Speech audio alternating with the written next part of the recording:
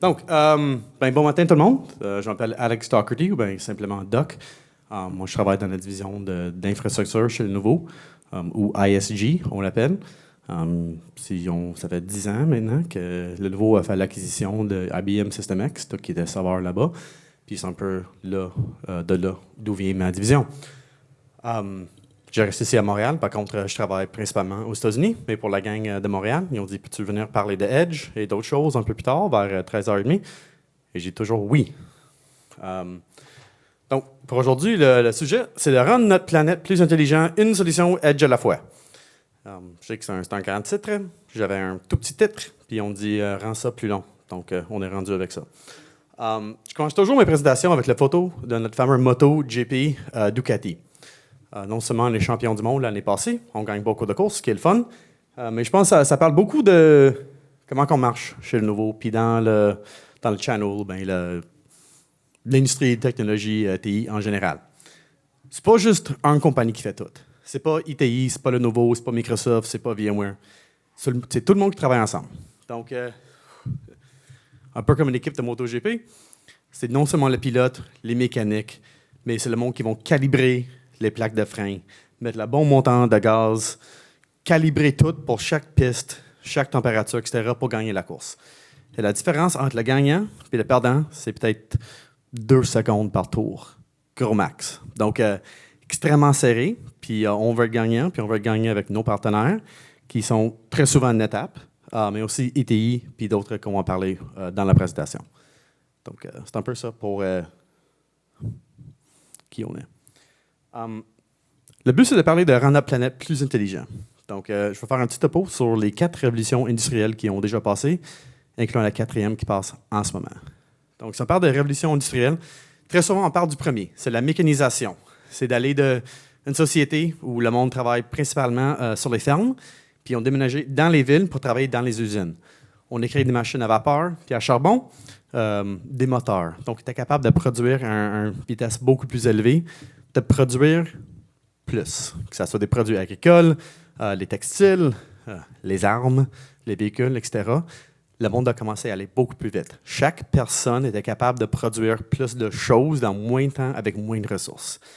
Puis on a continué dans la deuxième révolution, électrification, télécommunication, téléphone, télégraphe. Ça rend la planète plus petite, moins de distance pour parler entre mondes, pour faire l'échange, le commerce, etc. Le monde va plus vite, puis tout est relativement plus proche. Troisième, qu'on vient de finir plus ou moins, c'est la technologie numérique, ou bien tout qui est Internet, téléphone, cellulaire, médias sociaux, etc., et l'optimisation des robots dans les usines. Maintenant, on est dans la 4e, qu'on dit qui se passe en ce moment. On parle ça très souvent Industrie 4.0, 4e révolution, transformation numérique. Il y a plein de mots pour ça. Puis ça se passe comme là, en ce moment. Puis les choses qui sont très intéressantes, c'est l'intégration des systèmes.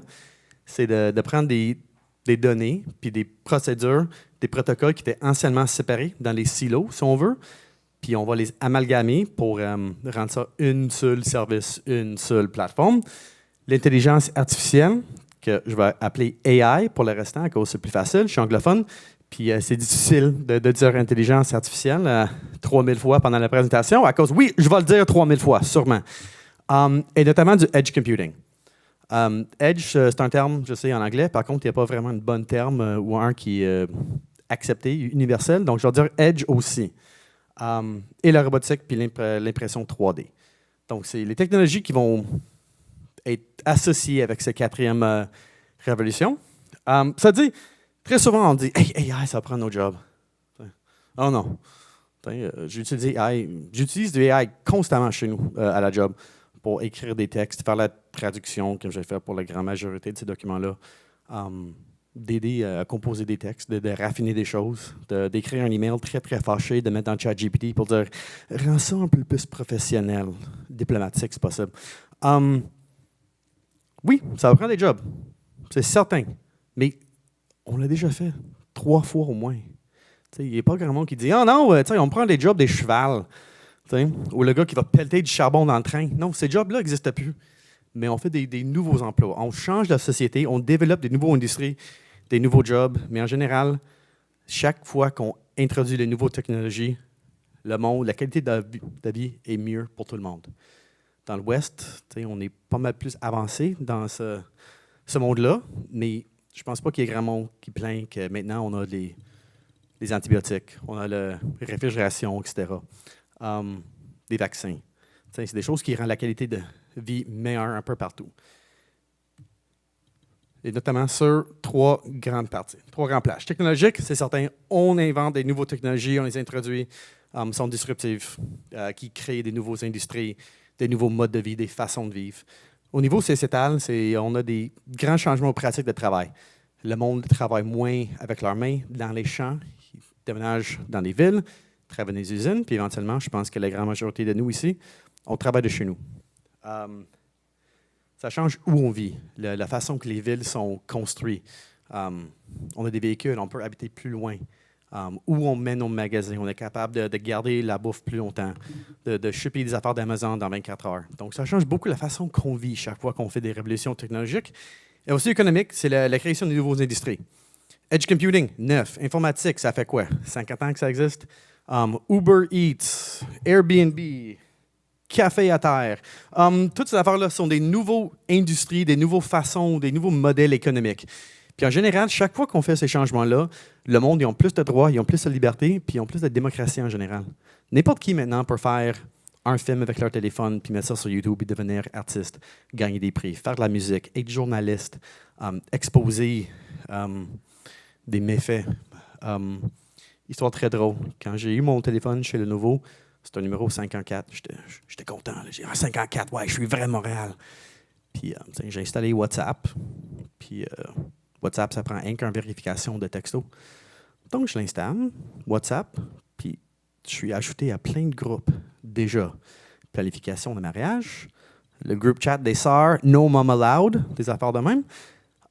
Puis apparemment, la personne qui avait mon numéro de téléphone avant, c'est un étudiant étranger de Zimbabwe. Cool. J'ai bien des tantes qui m'ont accusé de voler le téléphone, etc. Je le reçois encore. Mais l'affaire que je trouvais le plus intéressant et troublant en même temps, c'est qu'ils ont des problèmes avec leur vote et des situations politiques là-bas. Puis j'ai reçu en temps réel des vidéos des soldats qui attaquaient une place où le monde y votait. En temps réel. Puis c'est impossible de sortir ça du pays. Partage ça avec les médias dans l'Ouest. Puis imagine ça il y a 50 ans, quelqu'un qui se fait attaquer pour voter pour la mauvaise personne. Puis le fait qu'il était capable de me contacter en des secondes, m'envoyer une vidéo HD pour dire « envoie ça à CBC, BBC, etc. » Tu sais, la technologie amène des grands changements aux sociétés. Puis on est plus connectés, on est plus riches. Puis en général, la technologie sert à élever le potentiel humain. Donc, c'est un peu ça mon parti philosophique. Je vous jure, je vais parler du Lenovo dans 30 secondes. Prends mon souffle. Il y a une raison pourquoi je ne respire pas bien. Tu vas le voir bientôt. Donc, vite fait, qu'est-ce qui se passe chez Lenovo? Pourquoi je suis ici aujourd'hui? Rapidement, voici la structure comparative de Lenovo. Tout le monde nous connaît pour nos IDG, nos laptops, desktop. Je ne pense pas qu'il y ait quelqu'un ici qui a jamais utilisé un ThinkPad dans un de leur job ou chez eux, ou un Legion pour faire du gaming chez toi. On est un marque très, très reconnu. Depuis 10 ans, quasiment, on est la plus grande compagnie avec la plus grande part de marché de laptop, desktop au monde. Nous avons aussi la division MBG au mobile, c'est Motorola. Encore une fois, pas énormément populaire au Canada. Par contre, dans le monde développant, le Brésil, l'Inde, etc., Motorola, c'est un grand marque. Et ISG, les serveurs, stockage, d'autres solutions d'infra. SSG, nos divisions de solutions et services, on va parler un peu. Et le Lenovo Capital Incubator Group, c'est non seulement le financement pour des achats, mais on fait beaucoup d'investissements dans des petits startups pour qu'ils peuvent développer la technologie avec le but de créer des solutions qui peuvent vendre, qui vont marcher, rouler sur notre matériel, soit dans un mode OEM, donc ils vendent une solution avec un boîte Lenovo avec leur logo là-dessus, ou bien dans un mode où ETI pourrait vendre leur logiciel avec le matériel Lenovo pour faire ça une solution. Donc, vite fait, ISG, vous faites quoi? Grosso modo, on fait absolument tout dans le data center ou dans l'infra. Il y a malheureusement, on n'est pas très, très connu. Donc, je vais le dire 6 ou 7 fois. Le nouveau fait des saveurs, le nouveau fait des saveurs, le nouveau fait des saveurs. Oui, on fait des saveurs. Les petits, les gros, les grands, les vite, les moins vite, les tours, des racks, des blades, etc. Oui, on les fait tout. On fait une grande division de saveurs. Donc, si vous avez des questions là-dessus, on fait une autre présentation plus tard sur ISG en général. On fait aussi des modèles pour des cloud service providers, tenant qu'on achète en masse de disques durs et de petits composants. Nous avons nos propres usines. On fabrique le cloud. C'est nous autres qui plient le métal, qui peinturent le plastique, etc. pour 8 des plus grands 10 clouds au monde. Je n'ai pas le droit de dire leur nom, mais on s'entend qu'il y a au moins 2 qui commencent avec la lettre A. On fabrique aussi des machines pour faire du telco, des petits contrôleurs 5G, etc. Et HPC, High Performance Computing, on est la plus grande compagnie de supercomputers au monde. Et savez-vous que les 2 plus grands ordinateurs au Canada, qui s'appellent Robert et Underhill, qui appartiennent au gouvernement fédéral, sont des Lenovo. Donc, on est très, très grand, mais malheureusement mal connu. Ça ne serait pas une présentation ASJ si je ne mentionnais pas le fait que ça fait au moins 9 ans qu'on a les systèmes les plus fiables sur le marché. Les seuls autres serveurs qui sont plus fiables sont des IBM mainframe. Donc, ça fait longtemps, ça fait partie de notre héritage IBM, des machines fiables qui roulent longtemps. C'est ça que tu veux dans un serveur. Donc, ça dit, on est ici aujourd'hui pour parler de rendre notre monde plus intelligent avec un focus sur le edge computing. Donc, c'est quoi exactement le edge computing? En général, c'est agir sur les données physiquement proches de leur lieu de génération. Ça veut dire que moi, je peux prendre des données, que ce soit des caméras, des sensors, des microphones, n'importe comment que je peux amalgamer des données, puis j'ai besoin de les traiter, les passer dans les modèles de AI, etc. Par contre, si on fait ça dans une usine ou dans un véhicule ou quelque part qui est loin d'un centre de données, il faut qu'on prenne ces données-là, peut-être on va les compresser, peut-être on va les amalgamer, puis après ça, les envoyer au data center. Donc, je vais les collecter à Sorel. Par contre, mon data center avec les gros GPU est à Montréal. Donc, je vais les prendre là, je vais mettre ça dans un pipe 10 gigs, puis m'en va à Montréal pour les traiter. Je vais mettre ça dans une machine AI pour dire « Hey, qualité, est-ce que là, y a-t-il des cracks y a-t-il des fissures dans le bloc de moteur que je viens de créer, etc. Est-ce qu'il y a quelqu'un qui n'est pas supposé être là? Est-ce qu'il y a quelque chose qui se passe? » Après ça, on va dire oui ou non. C'est quoi le numéro du plaque qui rentre, etc. On va tout scanner les voir. Toutes les données qui sont prises au centre de production à Sorel, il faut qu'ils soient traités à Montréal. Sub, ça coûte l'argent de faire ça, les protéger, les isoler, un certain délai entre les deux, un latency qu'on appelle en anglais. Après ça, je vais l'envoyer, retourner à Sorel, à l'usine, pour dire « Ah ouais, tout est beau. » Ou bien, celui-là, il est craqué, il est brisé, on prévoit un problème avec telle machine. Chaque fois qu'on fait ça, il y a un risque de sécurité. Ça coûte beaucoup d'argent de transférer les données et ou les stocker d'une façon temporaire ou même plus long terme. Il y a des très grands coûts avec ça. Donc, avec Edge Computing, le but, c'est de traiter toutes ces données-là, surtout la vidéo qui prend en masse d'espace, mais de les traiter physiquement proche de où sont générés, donc dans l'usine. Et pas juste dans l'usine, dans un rack quelque part avec un petit clim. Donc, on va faire ça directement sur le plancher. Par contre, les machines qui font ça, ça prend des grands GPU, des machines de classe serveur, puis très souvent, c'est des grands racks, et sont chers, puis il faut que tu aies un clim, etc. C'est pas un environnement qui est bon pour un serveur. Donc, le but avec le Edge, c'est de donner une performance de niveau data center. Je parle des cartes Tesla, les GPU, les T4, les H100, du 10 gigs, des centaines de terras de stockage, que ce soit NVMe, etc. On veut mettre des serveurs quelque part qui ne sont pas nécessairement une place pour un serveur.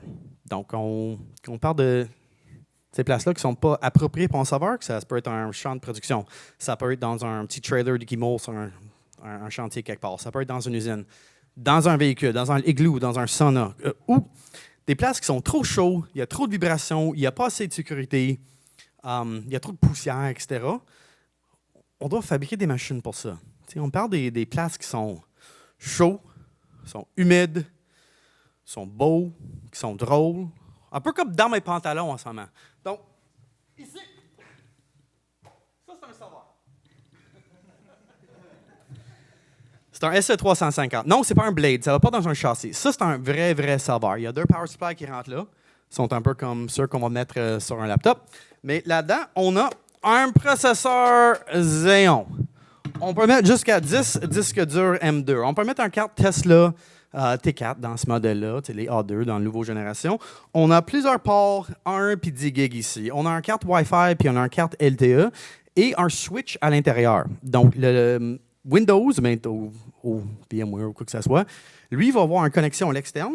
Par contre, tu auras 3 options redondantes qui rentrent là-dedans. Donc, si jamais ton fil est coupé, pouf, ça peut passer sur le Wi-Fi. Si ces deux réseaux-là ne sont pas là, bien, il peut passer sur le cellulaire. Donc, il est conçu avec la redondance, la connectivité industrielle là-dessus. Puis aussi, il peut rouler jusqu'à 55 degrés. On peut absorber la poussière. Il y a des filtres. Il y a une masse d'options pour les monter, les VESA, les DIN-Rail, etc. Ça, c'est notre premier produit qu'on avait fait dans ce gamme-là. Puis je vais vous montrer un peu plus tard. Edge, le but, c'est de mettre cette puissance-là, ces capacités-là, de traiter les données. Tu n'as pas besoin de les envoyer au data center quelque part. On peut faire tout ça ici sur la machine. Pas besoin de stocker en masse d'images ou de vidéos, quoi que ce soit. On va les traiter, on va jeter les affaires ensuite. Donc, ça, c'est la modèle. Si tu veux, on peut le passer dans le crowd. Ah, c'est good. Cool. Aussi, comme on dit dans notre division Wedge, vraiment, c'est un peu comme un achat de maison, c'est location, location, location. Et je suis très content que mon équipe ait emmené un modèle démo aujourd'hui. Sinon, j'ai toujours cette photo-là pour comparer contre une banane. C'est une vraie banane, c'est pas un plantain. C'est un classique, un Cavendish. Savais-tu qu'avant, le banane Cavendish était à mode? La banane principale s'appelait le Gros Michel. C'était la vérité. Donc, vite fait, si on veut expliquer qu'on va faire les genres de solutions qu'on peut traiter avec Edge pour rendre notre monde plus intelligent, une solution Edge à la fois, c'est d'utiliser la technologie pour résoudre des problèmes qui pourraient être résolus par des personnes. Puis j'ai plusieurs exemples qu'on va discuter plus tard pour montrer des choses, des vrais problèmes des industries que peut-être ils vont t'appliquer ici, ou bien en principe, en concept, tu peux appliquer à ton propre business. Mais vite fait, quelques tendances dans le monde de Edge. La première, c'est la consolidation. On parle toujours de consolider, amalgamer, faire du convergence, moins travailler dans des silos, etc. Puis, comme on a vu dans nos vies, il y a vie personnelle, on a de moins en moins de plateformes différentes. Que ce soit les vidéos, qui sont plus sur un VHS ou un DVD, ils rentrent par l'Internet. Ton télé, il rentre par Internet. Ton téléphone de maison, il rentre par Internet. Ton système de sécurité, il est basé sur l'Internet. Ton thermostat est sur l'Internet, etc. On veut rendre ça, consolider la plateforme de gestion puis de communication, unifier ça. Tu as un réseau Wi-Fi chez nous qui peut contrôler en masse de machines, puis les mêmes choses qu'on voit dans l'industrie. On va mettre du contrôle climatique sur du IP, système de caméra de surveillance IP, contrôle d'accès IP. Tout rentre sur un réseau IP en général, mais avec le but de concéder ça pour faire la gestion unifiée via une plateforme web. Donc, ça, c'est une grande tendance. Puis l'autre, c'est l'accélération. Donc, si on peut parler un exemple, ça, c'est le catalogue Sony 1985. Absolument toutes ces machines-là sont maintenant remplacées par mon téléphone. Que ce soit un Walkman, un magnétoscope, un radio, une caméra, etc. Absolument tout est fait par ça. Et l'autre côté, c'est l'accélération. C'est de prendre toutes ces données-là puis de faire quelque chose avec. De changer un système avec l'autre. On sait qu'il y a en masse de monde qui rentre dans l'édifice. Peut-être on devrait demander pour un deuxième agent de sécurité. Ou bien il y a 20 000 personnes qui sortent du Centre Bell après un concert. Aïe, on devrait envoyer plus d'autobus. Dans le cas du STM, c'est certain qu'eux autres ils connaissent les horaires. Par contre, c'est des affaires qui sont imprévisées. Ça soit après une manifestation ou bien un match de hockey qui va plus tard que prévu. Si on pourrait prendre des images de caméra, puis image, par contre, on peut modifier l'horaire des feux de circulation, combien d'autobus qu'on s'envoie, etc. C'est le but, c'est de prendre les données qui sont collectionnées dans plusieurs services puis des systèmes-là, puis faire l'accélération là-dessus pour changer une versus l'autre. Donc, ça, c'est la consolidation. Puis l'accélération, c'est de traiter les choses qu'on voit pour faire des nouveaux décisions sur des systèmes qui ne sont pas nécessairement en rapport. Puis un exemple que j'adore ici, c'est avec ChatGPT, avec mon frigo. Donc, c'est une affaire pour prendre une photo pour dire il est quoi dans le frigo? Du lait, des carottes, etc. Cool. C'est assez simple de voir c'est quoi les images. Par contre, si lui t'es connecté à mon diète ou même mon docteur qui dit tu devrais manger telle affaire, moi, je peux demander à ChatGPT qu'est-ce que je peux faire qui est dans mon frigo qui correspond à mes besoins nutritifs. T'sais? J'ai quelqu'un qui visite qui est allergique à quoi que ce soit. Peux-tu m'aider avec une recette où je peux avoir plus de vitamine A ou de vitamine D? Donc, détection d'image versus la connexion de vos données personnelles pour vous donner un résultat. C'est de mettre ces deux concepts ensemble, que ce soit pour ton diète que tu vas manger pour lunch, ou bien comment est-ce que je devrais réorganiser mon usine, où est-ce que je devrais planifier mes travaux routiers, réparation de rue, de plomberie, etc. Il y a 1001 applications. Ça dit, au niveau du Edge, pour faire du Edge Computing, il y a des exigences qui sont uniques. Puis Novo est très bien placé pour faire des machines qui font ça. Au niveau environnemental, c'est certain que température, c'est l'ennemi du sauveur. Ils sont très caprices, ils ont besoin des ventilateurs, les comptes de clim, etc. Il faut qu'ils soient à 32 degrés, pas un de plus ou un de moins. Les machines Edge, ils roulent beaucoup plus vite. Dans les modèles qui sont moins performants, tu n'as même pas besoin de ventilateur. Il faut rouler jusqu'à comme 70 degrés. Donc, non seulement température, mais des vibrations, des chocs, filtration de poussière, etc. Puis aussi, pas beaucoup de bruit. Faut que j'avoue que ce modèle-là qu'on a passé, la première génération, il est assez bruyant avec ses petits ventilateurs. Les nouveaux modèles sont plus efficaces, ils ont des plus grands ventilateurs, etc. Mais en général, ces machines-là, ils vont être sur un champ de production, dans une usine, dans un bureau, et très souvent, on les voit utilisés comme contrôleur, 2-3 nœuds pour faire un genre de petit vissant ou une Nutanix pour le contrôle d'un magasin ou une station de service, etc. Donc, sont des serveurs, sont des desktops, sont mobiles, sont un peu de tout. Puis, dans que Lenovo est une compagnie qui fabrique les trois, on est capable de prendre des choses qu'on apprend dans HPC, de refroidissement et de performance, de serveurs, de packaging aussi dans les laptops et la mobile pour rendre ça petit, efficace et pas nécessairement très cher. C'est certain qu'il y a des solutions concurrentes là-dedans, dans l'industrie, mais ils sont fabriqués par des manufacturiers assez niches. Donc, soit c'est des machines bas de gamme avec un très beau boîte là-dessus, ou il vient des compagnies comme Siemens, puis ça coûte un beurré. Donc, on veut rendre ça plus normal, mainstream, si on veut, avec une compagnie que tout le monde connaît, puis avec 1001 partenaires ETI inclus. Au niveau de sécurité, c'est certain que si ces machines-là, avec vos données très, très importantes, sont physiquement all dans le data center, puis sont juste vissés sur le mur ou en bas dans un bureau ou quelque chose. On a mis plein d'affaires de sécurité très intéressantes là-dessus. Il y a des questions physiques, des Kensington Locks, il y a des boîtiers qui vont bloquer les ports, etc. On peut aller dans le BIOS pour les désactiver, mais qui est vraiment cool, c'est des choses contre le vol, notamment le mode Mission Impossible, comme je l'appelle. Une fois que la machine est installée, puis lui détecte qu'il était ouvert, qu'il était déplacé, qu'il était basculé, qu'il était bougé, ça va détruire les clés d'encryption, puis ça va refuser de rallumer. La seule façon de la rallumer après, c'est avec quelqu'un autorisé, avec un clé physique ou bien via le réseau. Donc, it's a brick. Donc, this message will self-destruct. On fait ça avec les serveurs. Donc, si jamais il y a quelqu'un qui les vole, soit pour prendre des données, ou bien juste voler les machines, quand ils sont fâchés avec leur boss, ben la machine ne vaut plus rien à cause qu'ils ne peuvent pas le démarrer. Les données sont détruites et la machine y apparaît d'être morte. Au niveau de la flexibilité, il y a en masse d'options pour les monter, que ce soit sur le mur, dans les véhicules, etc., avec plein de standards industriels, VESA et DIN, entre autres. Il y a multiples choix de réseaux. Comme ces machines-là, il y en a 3, cellulaire, Wi-Fi, ainsi que Ethernet bien classique.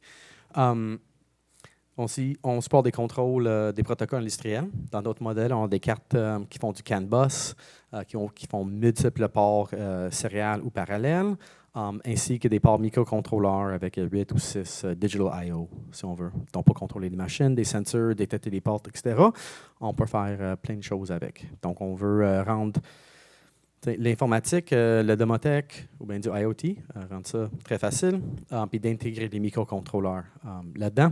Au niveau de gestion, ça utilise beaucoup des mêmes protocoles et plateformes qu'on voit sur nos serveurs, qui est Xclarity, qui est basé entièrement sur Redfish, ou bien vPro et d'autres qui sont plus sur les machines avec les processeurs de gamme I. Et finalement, au niveau de durabilité, le but, c'est de consommer le moins d'énergie possible. Puis en général, chez Lenovo, on fait un grand effort pour défaire ces machines-là dans la région où ils vont être achetés. Donc, il y a moins de transport dans des bateaux, mais des avions. La majorité des choses faites par Lenovo en Amérique du Nord sont fabriquées en Mexique. Si jamais on n'a pas de stock en Mexique, on les fabrique en Europe. Si vous êtes dans une industrie qui nécessite une machine qui est construite en Amérique du Nord, qui n'est pas en Mexique, oui, on peut aussi en fabriquer nos machines, que ce soit laptop, PC ou serveur, dans une usine en Caroline du Nord avec un beau grand détente made in USA là-dessus. Et l'emballage, il est compostable aussi.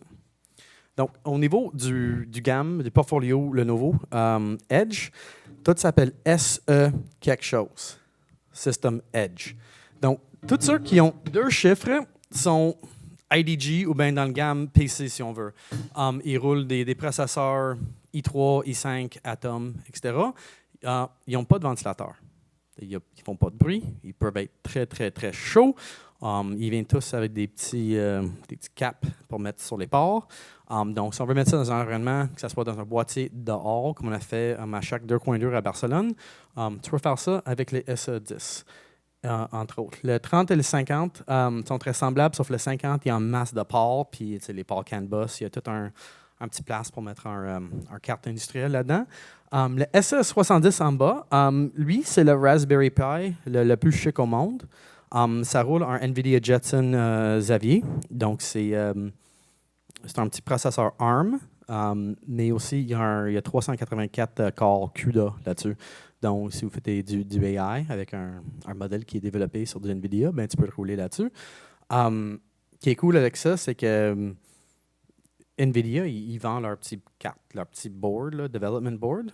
Par contre, c'est juste un board, il n'y a pas de garantie, ben 30 jours peut-être. Ce qu'on a fait, c'est qu'on a mis un niveau de support élevé là-dessus. On a rendu ça à un produit commercial. Donc, tu as une garantie sur place, disponible jusqu'à 5 ans. Tu peux acheter le même modèle partout. Tu as du service on-site. Etc. On a rendu ça plus professionnel, si on veut. Tous les modèles qui ont SE suivis par 3 chiffres sont des serveurs, si on veut. Ils roulent les processeurs soit Xeon ou bien EPYC. Beaucoup plus de support de mémoire, jusqu'à plusieurs terabytes dans certains cas. Les 2 en bas, ils rentrent dans des racks. Ils peuvent aussi être montés sur le mur ou bien dans des petits boîtiers. Ils sont 30 cm de profondeur. Donc, si on remet ça dans un flight case, il est grand comme le projecteur en général, mais 2 lui, il supporte des cartes, les A40, les H100, etc. Donc, on peut faire du gros AI directement sur le plancher. Tu n'as pas besoin d'envoyer ça quelque part d'autre dans le cloud. Et le S360 V2, il est très semblable à la machine qu'on a passée, mais plus grand. Il est grand comme un boîte de souliers pour enfants, puis lui, il supporte plusieurs GPU et multiples disques durs. Une chose que j'adore mentionner ici, c'est que la conception de la division Edge, c'était fait littéralement ici par ces 2 bonhommes-là, M. Charles Ferland et Benoît Robert. Benoît Robert a pris sa retraite récemment. Il est en charge de la création de cette ThinkEdge chez Lenovo. Et Charles était notre VP de Telco et Edge, qui a pris un petit produit, ce modèle-là, le 350, qui était conçu pour faire les tours 5G.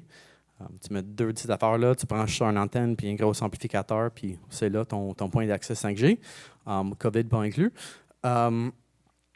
Ils sont en charge. Donc, même si le nouveau, oui, c'est une compagnie chinoise, c'est une compagnie globale, on a beaucoup de ressources en Amérique du Nord, incluant ces 2 gars-là de Blainville puis Chicoutimi. Une challenge qu'on voit chez les clients, c'est que, cool, moi je vais mettre ça dans un Edge dans chacun de mes magasins, chacun de mes restos, chacun de mes usines. Puis ça peut être une douzaine, ça peut être une centaine. Mais ils sont très compliqués à brancher. En général, c'est comme envoyer un serveur quelque part pour brancher, mais si tu n'as pas d'équipe techno, tu n'as pas de technicien sur place, là, ça coûte beaucoup d'argent, envoyer du monde, les configurer, etc. Donc, on a développé un outil qui s'appelle Lenovo Open Cloud Automation. On a finalement le droit de l'appeler LOCA. qui veut dire folle en espagnol. Ça a causé beaucoup de bagarres à l'usine à Mexique. Ça dit, c'est une plateforme qui vous permet au siège social, faire un grand schéma de déploiement. Tu connais les numéros de série de chacune des machines, les adresses MAC, etc. Donc, une fois que la boîte vierge de l'usine est envoyée à ton magasin à Thetford Mines, tu as juste besoin de le brancher dans Ethernet puis l'électricité. Lui, il va s'allumer pour dire « Hey, je suis qui, moi? Je fais quoi dans la vie? » Puis il va checker sur le nouveau Open Cloud. Il va dire « Hey, je m'appartiens à telle compagnie avec telle image, telle permission d'accès, telle adresse IP de gestion, puis de production, tel mot de passe, etc. » Puis ça va auto-déployer. Donc, tant que tu peux avoir quelqu'un à ton site qui est capable de le brancher 2 fils, ben, tu peux rendre ça en production. Donc, encore une fois, le but, c'est d'utiliser les technologies pour résoudre des problèmes qui pourraient être résolus par des personnes. Et moi, je vais montrer quelques exemples qui sont vrais, qui étaient faits par Lenovo et nos partenaires, puis des vrais cas avant de finir la présentation. Donc, notre première visite, ça serait à Alta Steel dans le nord d'Alberta. C'est une compagnie qui prend des anciens véhicules, les chariots de Super C, etc. Il prend l'ancien acier pour créer du nouveau acier. Donc, c'est très nord, tu n'as pas une bonne connexion Internet là-bas. Tu as un gars qui surveille le champ. Par contre, tu as un grand problème dans l'industrie de recyclage d'acier. La propane. À cause la prochaine destination pour ces machines-là, c'est quelque chose qui va l'écraser puis le chauffer. Et un problème, c'est que quand tu écrases puis tu chauffes une tank de propane, c'est boum! Et c'est dangereux pour ton équipement, pour tes travailleurs, pour tes profits. Et aussi, tu ne veux pas nécessairement une visite de ce gang-là. Donc, nos partenaires, ils ont développé un système. Ils ont pris un modèle de computer vision de Microsoft, puis ils ont fait du training là-dessus pour les genres de tanks de propane qui sont communs dans cette partie du monde-là. Et ils ont monté le serveur, qui est ce modèle qui promène en ce moment. Ils ont mis ça dans la boîte de contrôleur de la machine de recyclage. Puis il peut alerter tout le monde pour dire « Hey, check encore, je pense que c'est de la propane. » Wow, c'est vraiment de la propane. Arrête tout ce que tu fais. Puis s'il approche trop avec la canne de propane, c'est shutdown complet. Donc, c'est un exemple où on peut détecter l'image pour affecter ton production, surtout pour santé et sécurité, puis éventuellement pour la maintenance de la machine, à cause, quand il fait boom, il faut que tu remplaces tes affaires, puis quand tu fais de la réparation, tu ne peux pas travailler. Une autre solution, puis il y a une très belle vidéo sur notre site web là-dessus, c'est dans l'industrie de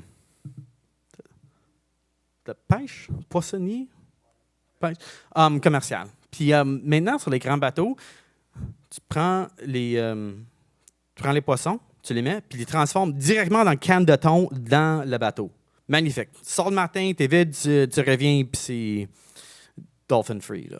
Donc, l'affaire, c'est que tu as absolument le droit de pêcher certaines espèces dans tel temps de l'année, de telle grosseur, tel sec, etc. Il y a beaucoup de règles là-dessus pour protéger l'écosystème, pour protéger l'industrie, etc. À cause, on veut que ça soit durable, puis on ne peut pas juste trop pêcher, à cause c'est un vrai problème. La moitié du monde, leur source de protéines primaires, c'est les poissons. Puis si tu pêches la mauvaise chose, tu as un petit problème avec cette gang-là aussi. Donc, pour éviter d'acheter la mauvaise chose, pour protéger l'environnement et l'écosystème, on a développé un autre système. Très semblable à celui avec l'acier. On a mis un SC350 avec un modèle qui est développé pour identifier les bons poissons et les mauvais poissons. Puis peut-être tu as vu aussi qu'il y a un bébé beluga, un dauphin puis une sirène que j'ai attrapé. Puis on va le détecter pour dire non, retourne ça dans l'océan avant qu'on se poigne, puis j'espère qu'il est encore vivant. Tu as un meilleur rendement, moins d'amendes payées, ça protège l'écosystème. On rend des industries plus intelligentes. J'avoue, j'ai beaucoup d'exemples de bouffe et d'animal. L'autre, c'est dans les usines de porc, que ce soit des porcs, le bœuf, etc. Tu as en masse d'animaux. Qui sont toutes semblables. Check ces deux faces-là. Ils sont des jumeaux ou des triplets. Là. Le problème dans les usines, c'est la contamination et la maladie qui peut propager très rapidement. non seulement c'est mauvais pour des animaux, si tu as une grande pandémie dans tes animaux, ben il faut que tu les détruis. Donc, si ton produit que tu n'as plus le droit de vendre, c'est extrêmement cher, tu as des amendes à payer, il faut que tu achètes des nouveaux animaux. Très, très, très dangereux, la contamination, surtout de bactéries dans les animaux. Mais c'est extrêmement compliqué d'aller checker tous les animaux pour voir leur santé. Imagine ça. Tu te promènes avec une centaine de petits thermomètres pour checker les températures. Ça serait trop cher, extrêmement coûteux, difficile à faire. Mais comme tous les parents peuvent dire, tu peux savoir que ton enfant est malade sans checker son température, faire des tests, des dépistages. Tu le fais avec son comportement. On sait qu'un cochon en santé, il mange tel montant, il bouge tel montant, il dort tel nombre d'heures par journée, il marche telle distance, etc. Mais si on voit une grande déviation de la santé, on peut dire que peut-être cet animal-là est malade. Donc, une compagnie qu'on travaille avec en Europe qui s'appelle Circuit, il était capable de développer un système qui peut identifier chacun des porcs pour voir lequel il est en santé puis lequel il n'est pas en santé. Puis si on voit un qui est blessé ou qui est malade, on peut le traiter, lui, uniquement. Ou bien, on va le tuer, là. Bien, on va tous les tuer, mais avant qu'ils vont affecter les autres. Comme ça, tu as moins de coûts vétérinaires. On peut éviter la résistance antibiotique, la surconsommation de produits antibiotiques dans le ferme. C'est mieux pour l'industrie en général. C'est bon pour la santé globale. Alors, on voit ça dans les hôpitaux aussi. On veut éviter ça dans les fermes, dans les hôpitaux. On ne veut pas constamment être en guerre avec les nouveaux bactéries qui sont de plus en plus intelligents. Puis on a fait ça avec du edge computing. Encore une fois, un ferme de cochons, il n'est pas une place pour un data center, un serveur. On est capable de mettre cette machine-là qui promène directement dans le ferme avec des caméras, puis alerter les fermiers pour dire « Hey, je pense que numéro 1177, il est malade, lui. » Peut-on juste checker lui pour voir ce qui se passe? Ça peut être une infection due à une coupure, peut-être une infection interne, etc., au lieu de traiter tout au risque qui vient avec. Un autre exemple, un très classique ici, c'est les nids de poules. Donc, on fait ça avec Bruce County, qui est un comté rural en Ontario, pour trouver les nids de poules. Puis oui, c'est certain qu'on pourrait payer 4 étudiants de promener en char, toutes sur les 6500 kilomètres de rue chez eux, pour regarder dehors, pour dire « Hey, c'est un nid de poule, ah, c'est un crack, on est où là? Qu'est-ce qui se passe? » C'est son téléphone. Non. Très compliqué. Donc, ils ont développé un système, encore une fois, avec multiples caméras sur des véhicules municipaux qui promènent déjà pour faire les réparations, les vidanges, les chars policiers, les autobus d'école. Donc, d'une manière passive, ils vont collecter les données pour trouver les nids de poules, les cracks, et toutes les traiter directement sur le véhicule. Les caméras 4K, ça génère des terras de l'heure. Par contre, lui, il va juste garder les images pour les vidéos des cracks. Le restant, il jette. Après ça, ils vont taguer ça GPS et envoyer ça directement aux villes avec la photo, le GPS tag pour mettre ça dans un système GIS. Comme ça, ils peuvent identifier où sont les cracks, comment on devrait planifier, faire le budget, etc., pour les travaux routiers immédiats et à long terme. Vous avez sûrement vu quelque chose comme ça. Put the last item back in the bag. On a fait ça chez Kroger. C'est un grand, grand succès pour nous autres. Chaque magasin Kroger, qui est comme un métro, un IGA aux États-Unis, se fait voler pour des millions par année. Donc, le système qu'on a fait avec Everseen et NVIDIA, il était capable d'avoir un retour sur l'investissement dans 3 mois. Je suis dans chaque magasin en faisant l'inspection pour assurer que le monde ne scanne pas un bord de chocolat puis met du Wagyu beef dans leur sac. Intrusif peut-être un peu, mais pour la compagnie, ça a sauvé beaucoup, beaucoup d'argent. Ça dit, toutes ces solutions-là sont développées sûrement par des petites compagnies, des startups. C'est pour ça que le nouveau, on a une division de scouting, un peu comme on fait dans les sports professionnels. On va checker dans les événements d'industrie, etc. Il y a environ, en ce moment, 4 milliards de compagnies de AI, des startups, puis on veut trouver les gagnants. On veut aller dans les juniors pour trouver qui va augmenter aux professionnels, faire des investissements dans eux autres, puis éventuellement les augmenter jusqu'aux ligues professionnelles, dans notre équipe Formule 1. On fait ça avec du AI Innovators, puis on a maintenant 165 solutions d'AI qui sont disponibles de Lenovo sur différentes parties de notre portfolio hardware, avec C'est un SKU que tu peux acheter avec une solution et un rendement prévu.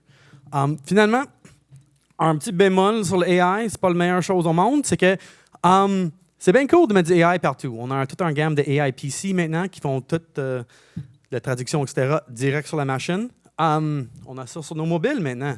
Je pense que c'est un nouveau Snapdragon ou un Apple avec le nouveau Apple AI ou quoi que ce soit, ou on a toutes sortes de chips qui font là-dessus. Donc, tu n'as pas besoin de prendre une photo OK Google puis ça envoie ça dans le cloud. Non, ça traite tout ici. No Gemini, not right now. C'est très cool d'avoir du AI partout. Par contre, il y a des grands impacts éthiques et légaux. Surtout au niveau de la reconnaissance faciale, les acteurs malveillants et les préjugés. Tous les modèles AI étaient créés par nous autres. Puis c'est les données qui rentrent là-dedans, nos préjugés, qui vont les modéliser. Puis une fois que ces modèles-là existent, ils vont se propager puis se faire retrainer sur les mêmes données, etc. Je vais laisser avec ça. Ça, c'est une image que j'ai faite là, sur ChatGPT ou quelque chose, je pense que c'était Stable Diffusion, pour un citoyen américain. Apparemment, le citoyen américain, il a genre 38 ans, il a un chapeau et puis il est blanc. C'est un homme. Par contre, si tu demandes à un criminel américain, quelle surprise, il est noir. T'sais? C'est pas nécessairement vrai. Lui, ils sont tous des citoyens américains, eux autres. Mais le modèle, il dit, c'est eux autres les citoyens, c'est eux autres les criminels. Puis si on fie sur les modèles AI, nos préjugés qui existent déjà, ils vont continuer et être intégrés dans ce système-là. Donc, c'est extrêmement important, comme du monde, dans le monde de technologie, d'être connaissant des choses comme ça. À cause, on ne veut pas des systèmes AI, des policiers qui vont dire « Hey, c'est qui un criminel? Il a l'air d'un criminel, lui. » C'est déjà un grand problème humain qu'on a avec les policiers. Puis on ne veut pas nécessairement intégrer les mêmes préjugés puis les mêmes problèmes dans les systèmes informatiques. Ça dit, toutes les solutions que j'ai discutées aujourd'hui ne sont pas juste de Lenovo, ne sont pas juste avec le Circuit ou du Everseen. C'est des grandes solutions qui prennent en masse de partenaires. Donc, Lenovo, on n'a quasiment pas de système de vente direct aux clients. Ça va tous par des partenaires comme ETI. On travaille avec nos fournisseurs puis nos partenaires de solutions pour créer un monde plus intelligent, que ce soit avec Edge, des serveurs traditionnels ou bien avec des très, très belles laptops. Donc, en conclusion, là, Lenovo, en tant que compagnie de technologie, on ne fait pas vraiment du logiciel chez nous. Oui, des affaires de gestion, tout ça. Mais on veut être la plateforme pour rouler vos systèmes, que ce soit créé chez vous via un partenaire ou bien un logiciel que vous achetez. Tous les systèmes de AI sont seulement aussi bons que ceux qui sont créés, pour le mieux ou pour le pire. Et finalement, à Lenovo, on fait du technologie, on est très fiers de ce qu'on fait et nos partenaires et alliances sont ici pour vous aider. Donc avec ça, je vous remercie. Bon événement et salut!